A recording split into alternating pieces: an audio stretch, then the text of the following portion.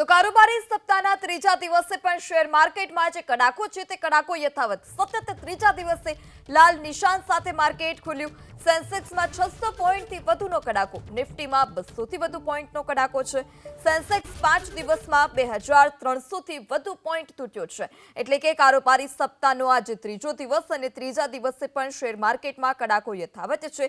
સતત ત્રીજા દિવસે લાલ નિશાન સાથે માર્કેટ ખુલ્યું। સેન્સેક્સમાં 600થી વધુ પોઈન્ટનો કડાકો, તો આ તરફ નિફ્ટીમાં પણ 200થી વધુ પોઈન્ટનો કડાકો છે। સેન્સેક્સમાં 5 દિવસમાં 2300થી વધુ પોઈન્ટનો કડાકો જોવા મળ્યો હતો।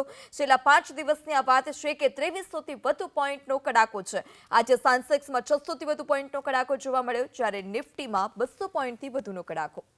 સેન્સેક્સ 5 દિવસમાં 2300થી વધુ પોઈન્ટ તૂટ્યો છે। એટલે કે કારોબારી સપ્તાહનો આજે ત્રીજો દિવસ અને ત્રીજા દિવસે પણ શેર માર્કેટમાં કડાકો યથાવત છે।